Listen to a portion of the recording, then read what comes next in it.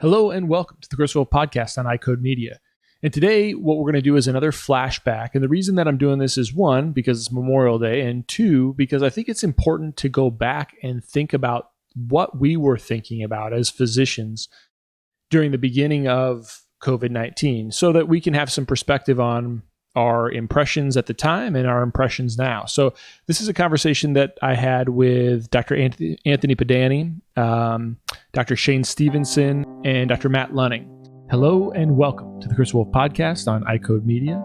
And today I had another COVID conversation with my friends, Matt Lunning, an oncologist, Tony Pedani, who is a pharmacologist, and Shane Stevenson, who is a family medicine doc. And so we talked about their perspectives on what they've seen clinically, what they think is going to happen with COVID-19, what some of the different mechanisms for different treatments will be for patients who have this disease, and also our time frame in terms of where they foresee this occurring and potentially for second waves. So I think it was a really interesting conversation, a really fun conversation for me to try to pick their brains about what's going on, and I hope it was for you. As always, please subscribe to the podcast, give us a 5-star review, and support those who support us. One of the things that it took me a while to wrap my mind around was the need for utilizing a silicone hydrogel lens for my patients who wear daily contact lenses. Nearly all of my patients who wear a frequent replacement lens wear a silicone hydrogel material. However, until a few years ago, very few of my one-day lens prescriptions were for a silicone hydrogel. Part of this was the options we had available, and part of it was cost. At least my perception of the cost. What I was forgetting is that patients wearing a one-day lens are still wearing their lenses for 14 to 16 hours, and they would benefit from a more oxygen-permeable lens.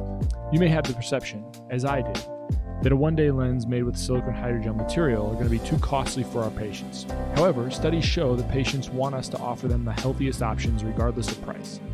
I make it simple to the patient. I explain why I'm prescribing a particular lens based on their complaints or based on what I'm seeing clinically. It sounds like this. Bob, you're wearing a contact lens for most of your day, and in the past, we didn't have as many options for putting you in a daily lens that also allows for optimal oxygen transmission. We now have an option that does this and is as cost-effective as older lenses that you're in. I would love to see how this lens feels to you and looks on your eyes. Done. That's the conversation, and I haven't had one patient who has not wanted to try it. Clarity One Day is an affordable silicone hydrogel lens our patients are thankful we discussed with them. Check out the show links for references and see for yourself how to move beyond cost and focus on what's best for our patients. I want to say thanks for coming on and doing this. It's kind of weird that we all live within either 30 yards from one another or within a couple miles from one another, and we can't do this in person because these are crazy times. But it's the new normal. Yeah, it is. At least for now. Well, so, I wanted to convene this because I think we've all sort of had conversations recently about, even as close to as a month ago, about the fact that, what kind of impact this was going to have on us in terms of a standpoint nationally and also locally. And each one of you sort of bring unique perspectives. Tony, Tony's a pharmacologist at the Nebraska Medical Center specializing in TB treatment and HIV treatment. Shane Stevenson is a primary care physician, a family medicine doc here in Omaha as well. And Matt Lunning is an oncologist here in Omaha. And so we all sort of have different spans on how we're seeing COVID-19 impact our patients and our communities. And so I wanted to sort of open it up to see, one, has anybody's opinion on this impact, has it changed since we spoke a few months ago or maybe a month ago? I recall we were all at a fundraiser. I believe we were all at a fundraiser or right around that time. And I think the sentiment was, even Tony, I remember talking to you, is that it's probably going to just be like the flu. So what's the word? What do you guys think? Yeah, I think, obviously the situation in the U.S. changed rapidly. I think the event was, I think that was mid-February, that we were all together, and this thing was pretty much limited to Asia. Last week my family and I we were actually out of state, and I was texting with some of the ID docs back here in the state, just trying to get a feel for what was going on. And earlier in the month, things seemed still pretty calm. But by the time, let's see, would have been last or 2 weekends ago rolled around, that their tone really started changing, and it was things were really starting to ramp up, and they could tell that, watching what was going on in Italy, that this front was going to be here soon, and it was just the tone in the text messages was changing almost by the day. So Tony, have you seen anything different in your clinic? Patients that you're treating that are already immunocompromised? Is there any concern or issues you've seen yet? you know we haven't, but we've dialed back a lot. We've tried to go to telehealth and Hmm. reschedule a lot of our appointments. So we've really scaled back the number of patients that we're seeing in the clinic, especially in the last week. So outside of that, we haven't seen much difference. Have you guys administered much telehealth before this? Um, the physicians hadn't. The pharmacy group had rolled out some telehealth stuff. We see patients from about Grand Island to the west, and then into the western part of Iowa going east. So we've tried to use, at least on the pharmacy side, we've tried to use telehealth. We've probably implemented some things, maybe in the last 12, 15 months. So we had some experience with it on the pharmacy side, but just rolling it out as on a wider scale has been a little interesting. Yeah, Well, I think it.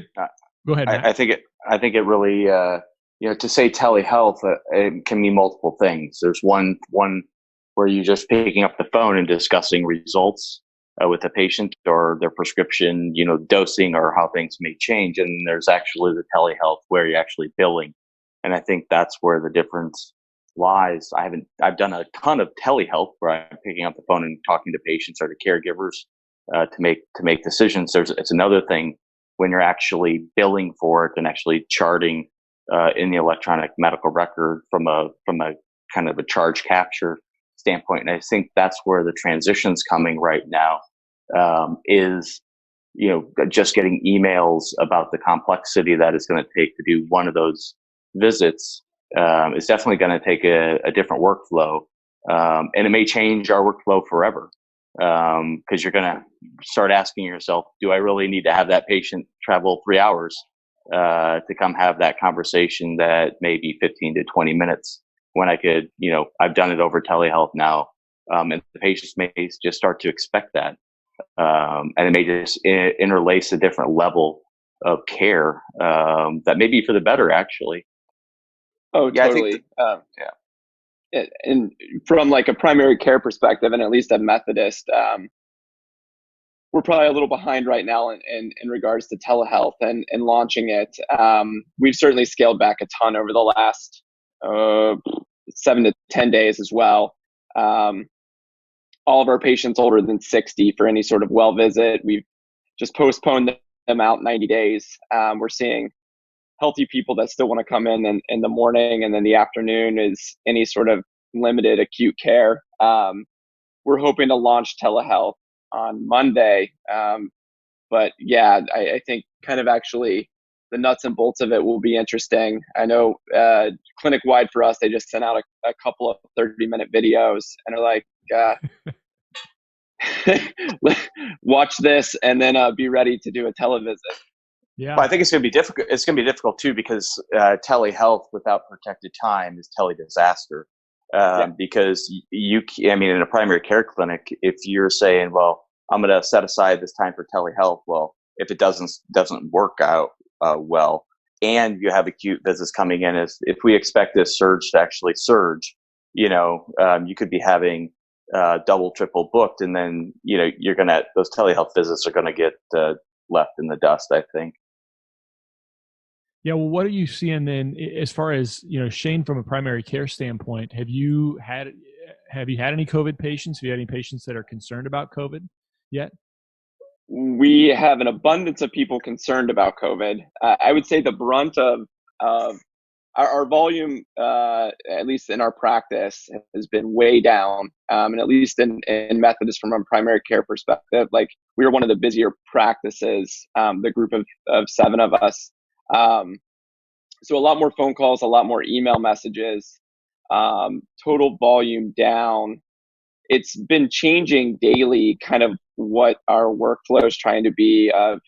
We're trying to basically triage any respiratory visits over the phone and keep them home, and keep them either going to a testing site, even though I think everybody here knows testing is very limited, and who's getting tested is seems fairly random and somewhat selective. Um, so, and that's a struggle. Is sometimes we have people calling and say, "I want to be tested." We say we don't have the tests, and we think you need to stay home. You're stable. You're not short of breath. Just self quarantine. But they want to know. But we just don't have the resources right now for that. What about you, Matt? Have you seen anybody yet that with your immunocompromised patient population? I think the question's being asked in different settings. It's evolving. You know, when you are limited in the number of tests that you have, I think you have to think about where the most value is going to be. So if you have patients who have symptoms or have had known exposures and known travel history, that was the first kind of wave of patients that were being tested, because I think your pre-test probability is the highest in that situation. As testings become more available, I think that those now symptom directed, as we kind of alluded to, community spread coming, and then really taking care of the workforce and the healthcare force, because I think that's going to be the biggest thing that we're seeing in New York City right now, or on, legitimately on both coasts, is exposures, the unknown exposures, healthcare workers being out of rotation, and that's where medical errors can occur by overwork. From that standpoint. So, and then your other, as alluded to, your at-risk population for higher case fatality rates. So your older individuals, your individuals who are severely immunosuppressed, or with comorbid, significant comorbid conditions, to where one hit to their lungs could be fatal.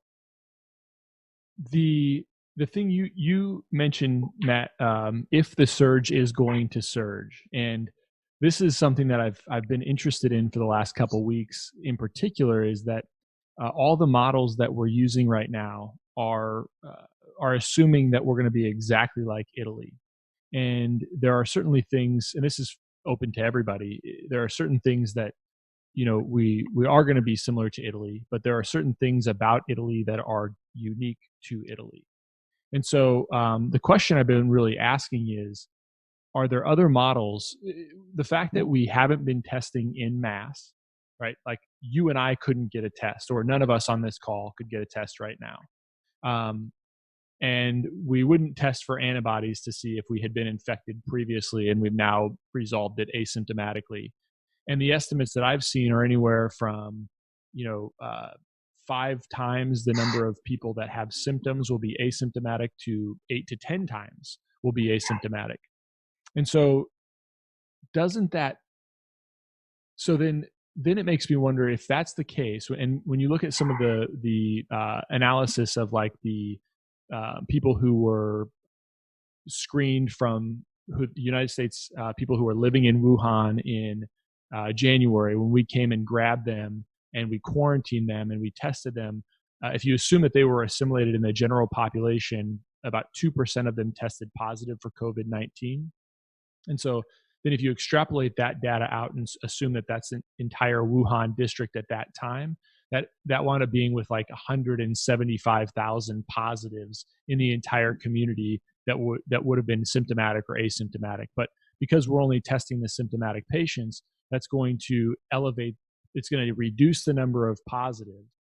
And and then when you look at the death rate on those number of positives, it's going to be artificially elevated. So what do you guys think about that? Does that cross your mind?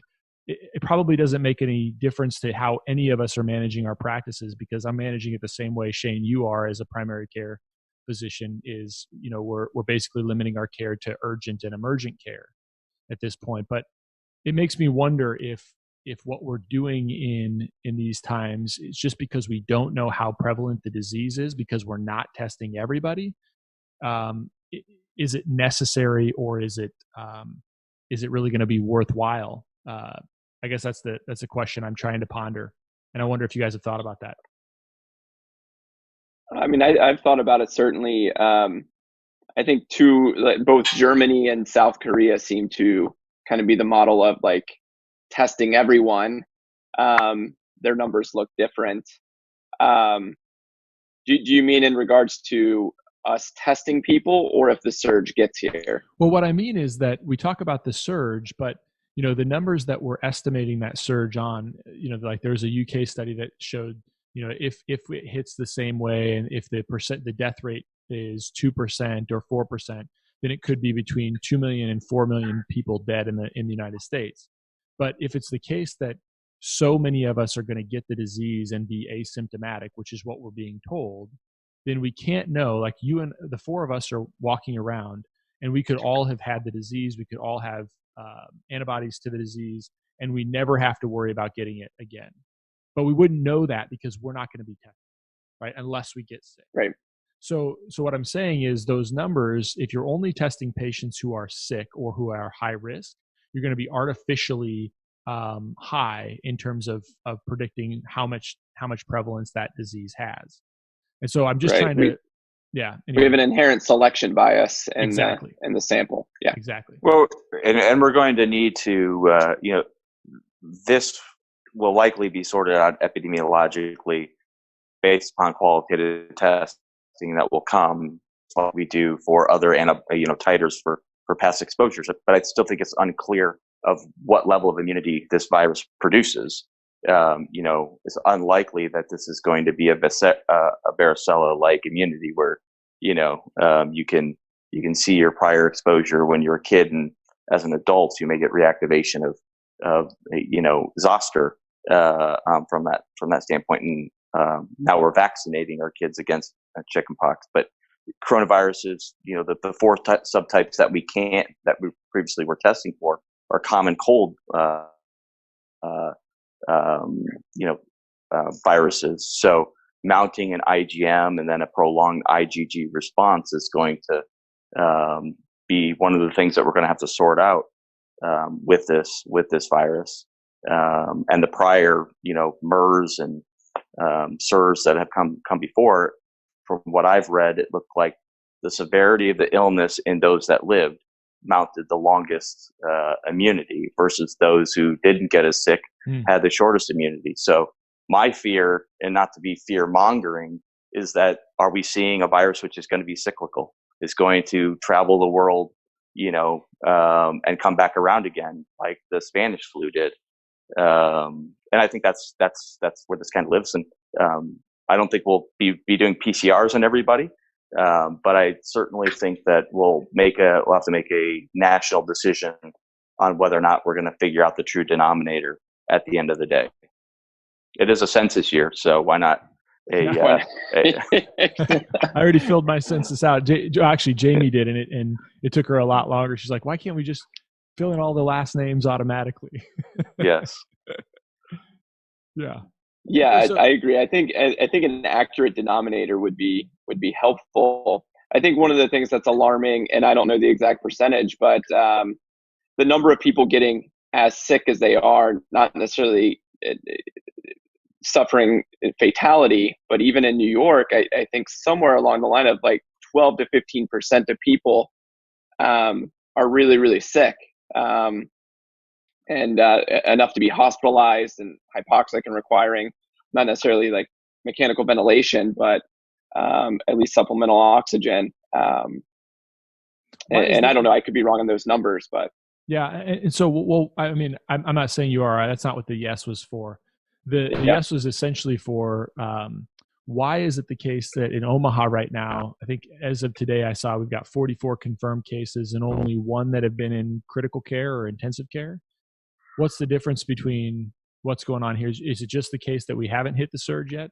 Or is it just the case that we are identifying people better? We have better facilities. We're not as strapped. We're not living on top of one another. What do you think? Matt, you lived in New York for all of your fellowship. Yeah, no, I think I think what I can see right now is square footage. We're not stacked one on top of the other. I mean, to your point, I lived in a 23-story building, with 8 different apartments on each floor and 4 elevators, right? So you just think about that interaction odds of encountering an individual or encountering a surface or a situation that you are inherently beyond your control going to become exposed. And then it just comes down to probably penetration and the dose that you were exposed to. That leads potentially to the degree of severity of the illness, or if you're predisposed. And I think that's one of the things that we've talked about, the people who have gotten very sick, but there have also been people who have gotten very sick that weren't above 60 or didn't have comorbid conditions. And so, should we say, let's go have Corona parties because, we did pox parties back in the past? Probably not, because you don't know, who's going to, what genetic predisposition or polymorphism that you have that destines you to get this virus, and you be the one that ends up on the ventilator, compared to the other 99 that were in the same room as you, who just had malaise and a little bit of a headache. Yeah, not even enough to check your temperature. Yeah. You're not even there yet.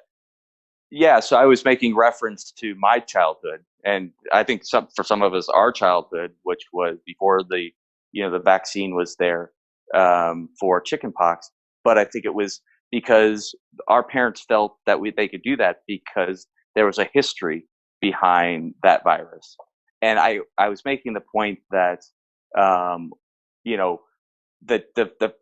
our gut reaction is to look at our history and find a point in time where we've encountered such an experience, or our parents' experience told us that.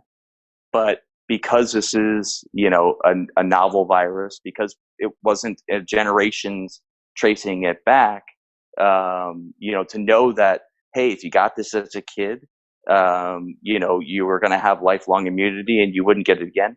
And we knew that it was incredibly, dangerous if you got it as an adult and you weren't exposed as a kid. And I think that's the other interesting wrinkle about this virus that we're seeing out, is that, kids, again, we hear stories about, individuals who are younger that have complications from this virus, but it appears to be sparing kids to a great extent. But again, it comes down to an inherent immunity and depth of immunity in our children. Yeah, Tony, I want to ask you about some of the different treatments that you've seen available, and maybe talk about why we're seeing reports of hydroxychloroquine and chloroquine mixed with azithromycin may be beneficial in these cases, as opposed to, say, an antiviral or some of the HIV medications that have been tried. Yeah. So early on, I think there was some data behind lopinavir ritonavir, which is one of the older HIV combinations that had potentially showed activity against other coronaviruses. But then in last week's New England Journal of Medicine, there was a study that came out that largely showed no effect from lopinavir ritonavir. So I think most of what I've seen is a lot of the groups have moved on in a couple of different directions. As you know, at UNMC, we have a study of remdesivir, and we were actually very early on with that study. I think we were one of the first sites in the country to enroll patients in that study. So that's a Gilead antiviral drug.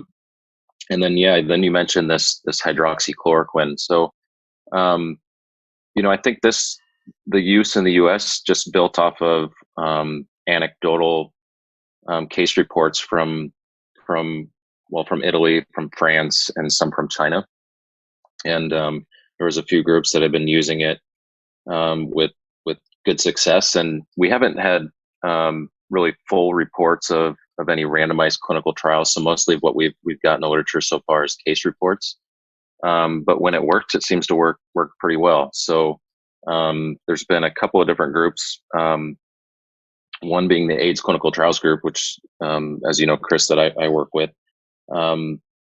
We've ramped up just in the last since Friday, and put out a protocol that just was approved by the NIH to look at hydroxychloroquine versus high dose vitamin C for prevention of COVID. So there's a number of different studies going on, but I think most of them have kind of narrowed in on these two paths with hydroxychloroquine or remdesivir. The other studies that I've seen the Gates Foundation wants to do a study with losartan, and I'm not exactly sure the mechanism. I know losartan has some anti-inflammatory properties too, and I know it also has obviously it has some involvement with the ACE receptor.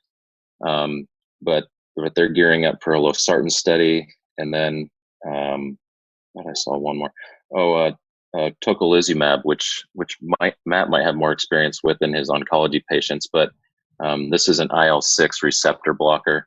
Because I think a lot of the mortality that we've seen, or at least what I've read in the case reports, is you get this very high level of immune activation in patients that are in severe cases of COVID. So, Matt, I don't know. Do you have any experience with tocilizumab in your patients?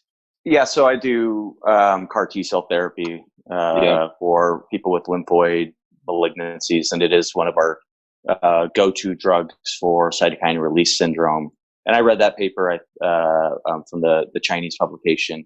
I think it was 20 patients, limited experience, but they were the sickest of the sick.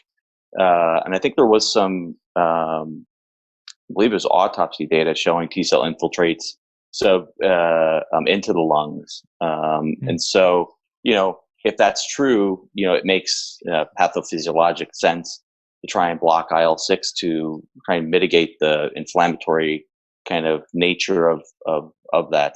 But what is the virus doing that caused that? I think that's the other question as we sort this out. It's kind of interesting with regards to coming back to hydroxychloroquine, and I've heard azithromycin. Is those are drugs that are used in rheumatology also. So what they're doing to manipulate the immune system or the immune response is kind of very similar to what tocilizumab is doing. It's trying to manipulate or not allow that inflammatory storm to occur, or to slow it or dampen it or flatten the curve of the immunologic curve, if you will.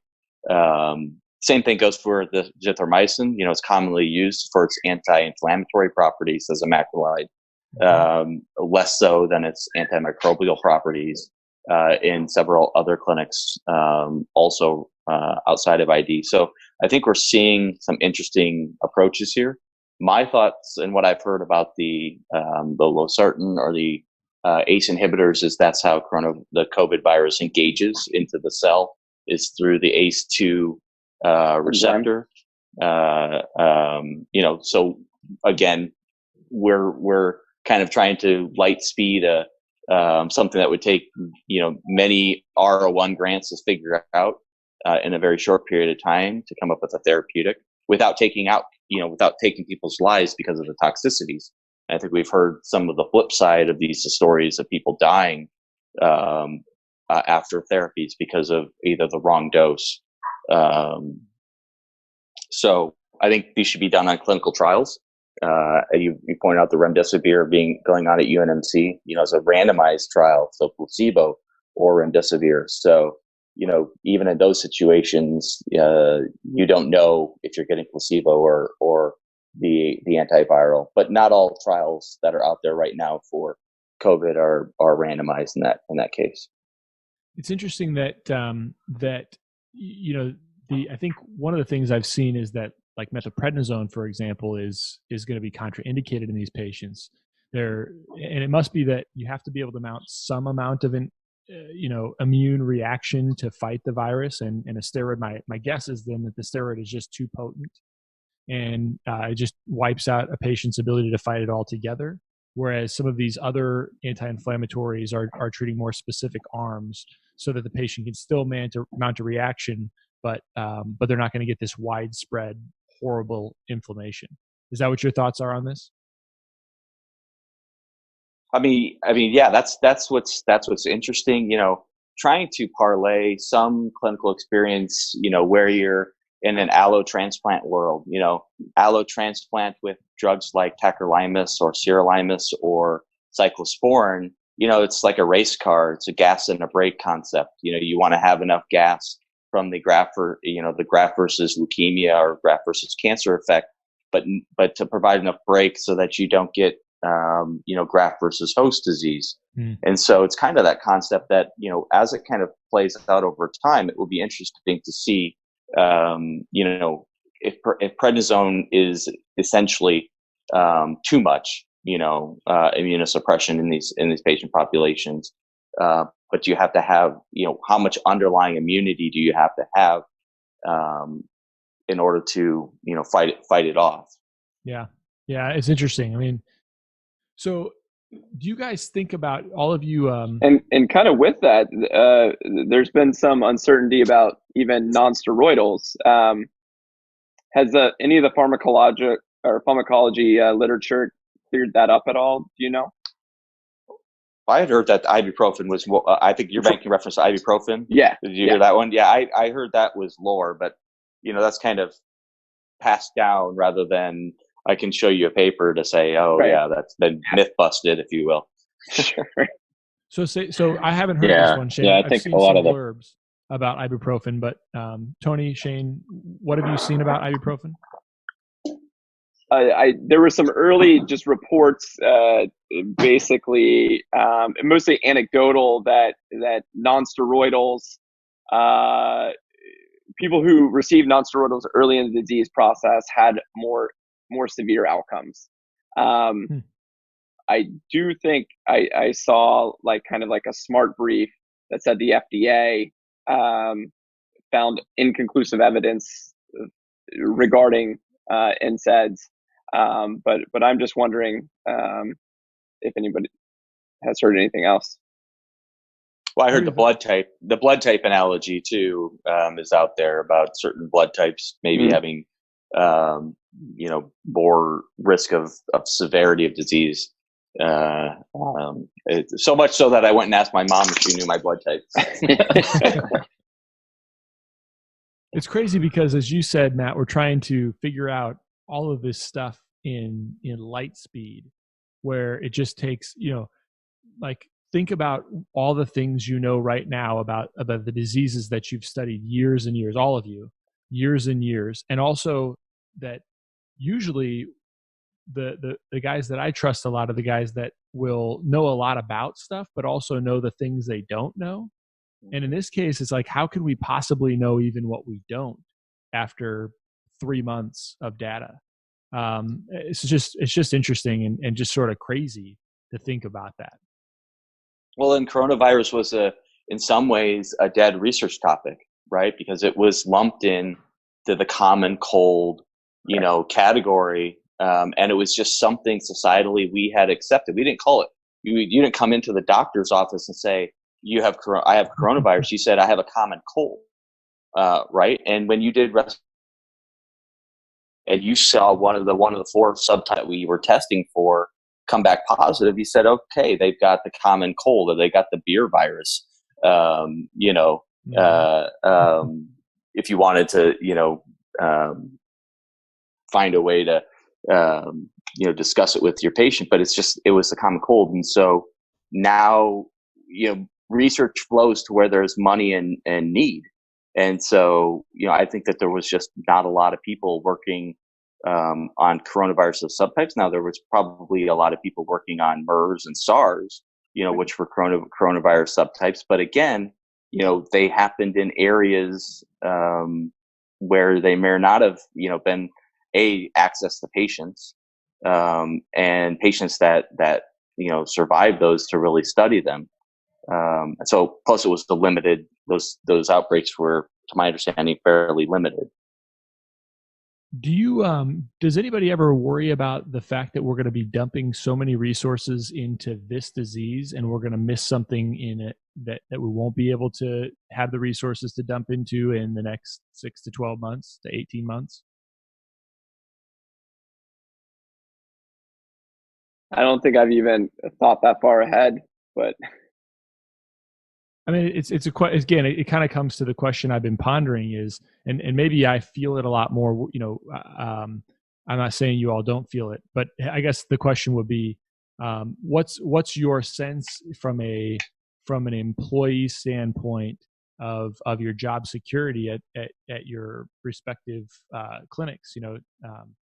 Are you worried about that? Are you worried that they're going to divert so much resources away from, say, primary care or from these other things, or this is just kind of you're part of the machine that is managing this? What are your thoughts on that?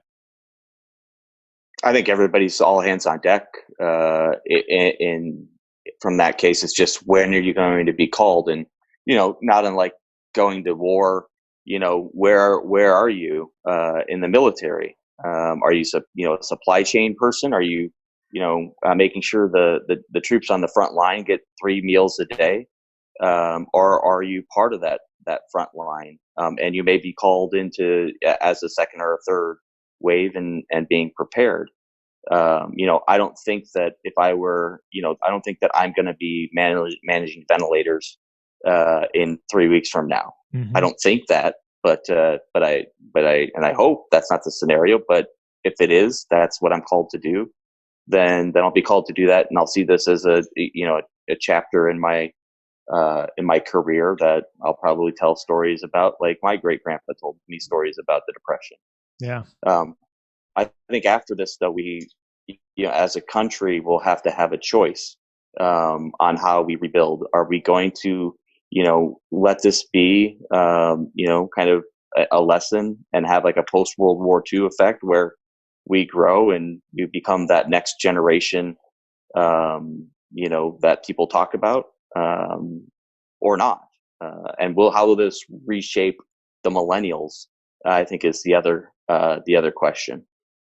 I would say that from a psychological standpoint, my perspective is, just to give you all my perspective, we obviously are an independent practice. So when we're not providing primary care services, if we're relying on urgent and emergent care and patients who feel like their care is required at this point, I don't have any other arms that I can lean into. I don't have an arm for managing, these patients who are really sick. And so, as a profession, one of the real challenges is that, what we're seeing is that, this is having an impact on a huge swath of, dentists, optometrists, I would imagine independent primary care physician offices, where they don't have anybody else that they can kind of rely on those revenue sources, and so they're looking at, well, how are we going to keep our doors open and keep our people employed for this indefinite period of time? And so I guess I'm just wondering about, is it that we, in order to preserve beds in hospitals, we can't do, I would foresee this as something that we can't do on a repeated basis. What's the next coronavirus? I guess my point is that, are we going to get to the point where we can't manage diseases that we can easily manage today because we've exhausted every single resource we have to manage to figure out this disease? I guess that's the kind of the thoughts that are running in my head about this. Well, I think, so from a primary care perspective in our office, like, I said, our volumes are way down. I'm part of a labor pool that we're kind of like in the on deck circle, or probably actually more in the hole, if it comes to that, that we're called on. But I think about it across the spectrum of just other doctors' practices. Like there's no elective surgeries going on, so many of Yeah. the orthopedists they're not working. I was on a text group with some friends from medical school, and there was a group of anesthesiologists, and basically they were a private group. Basically told them just to expect 75% less revenue right now, and see if they're needed in the ICU, if and when it comes to that. But they're not working because they were mostly managing elective cases. A dermatologist, they had opened a new building. They're kind of working a skeleton crew right now with just doing emergent melanomas and squamous cell cancers. So I think it does affect the whole cascade of just medicine in general. But I do think it needs to be sort of all hands on deck. My roommate, he's a nephrologist at Northwestern. I know right now they've got 50 COVID cases, and they converted an additional ICU to be exclusively a COVID ICU. And then they're creating some COVID wards as well.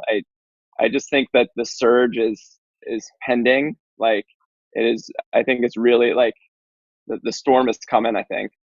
Yeah. No, I think it's better to be over prepared right now, looking kind of outwards in Omaha, to be over prepared and then say, gosh, it wasn't as big of a wave as we expected it to be, rather than be caught, on the beach staring out.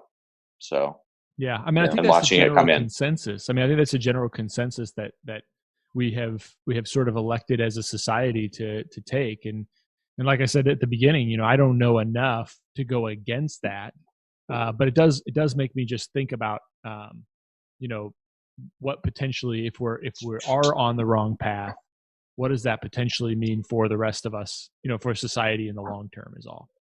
Yeah, no, that's Chris. I think you hit it spot on. I mean, that is the question that will come after this is moved across this country, and made its impact.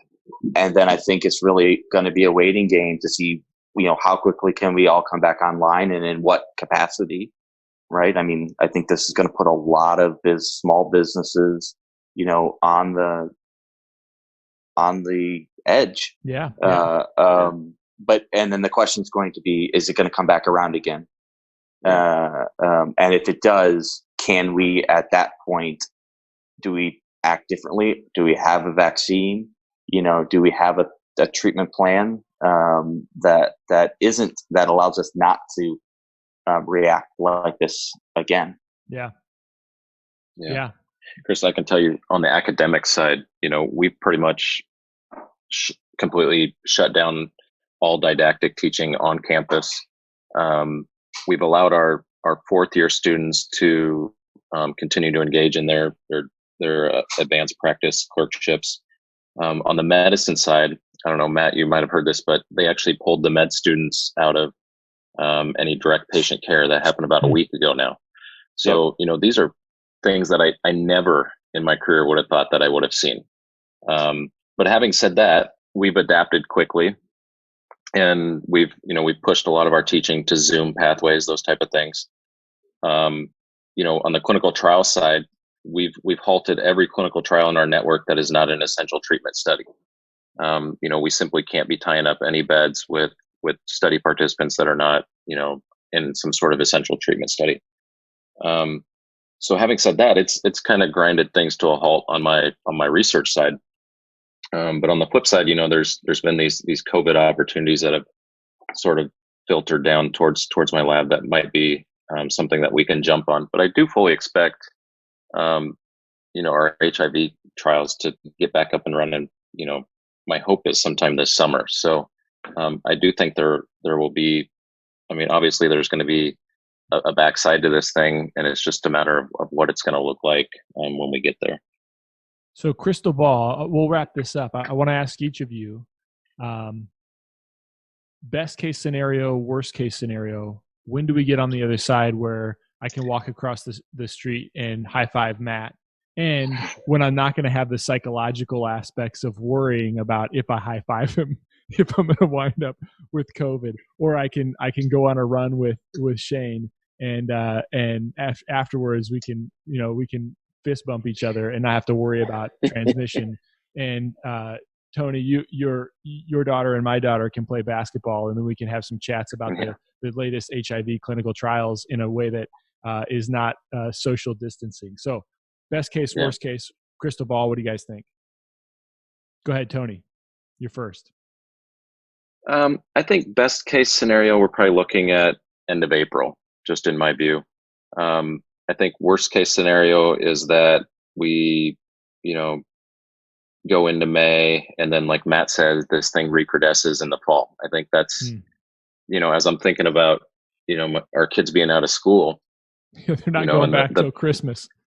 And not go, exactly. I'm thinking, if they're going to call school for the rest of the spring semester, what happens if this thing recrudesces in the fall? Are we going to call the fall semester too? I mean, so I think that's worst case scenario.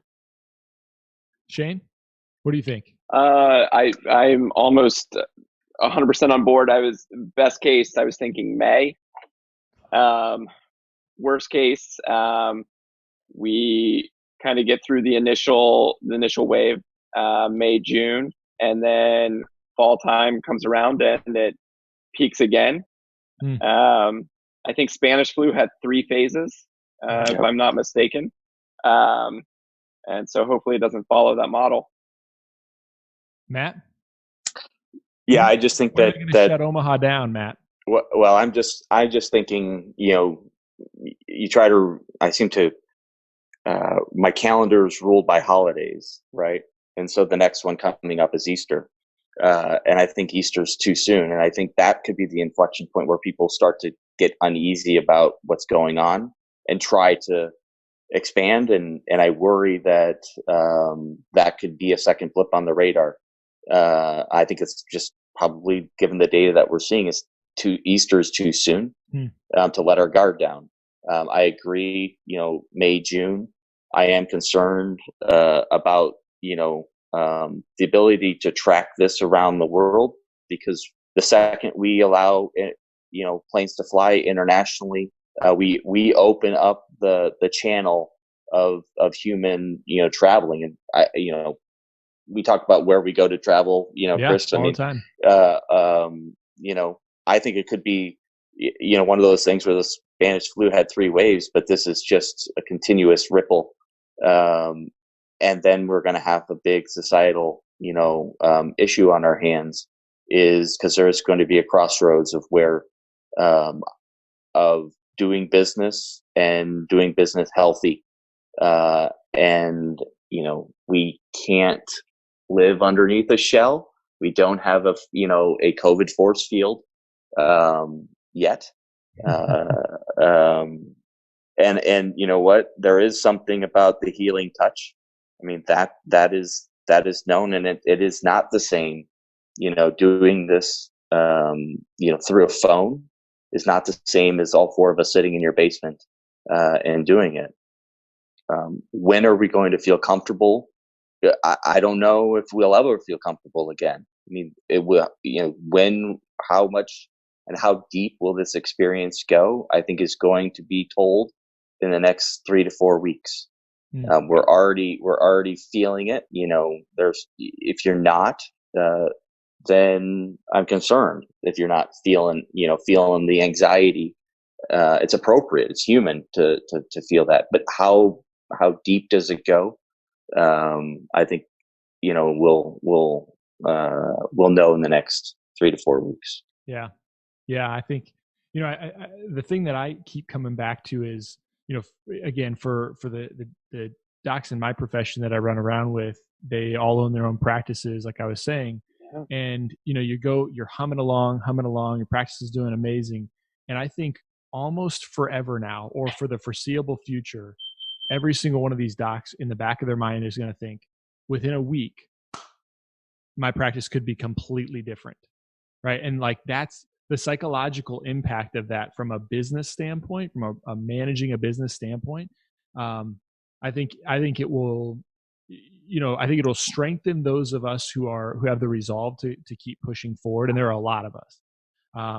But I think it will potentially create a situation where people remember this, and that will dissuade them from trying to take some of the risks that are inherent in starting a business. And that's not just for my profession. That's probably for anybody that's going to start a business.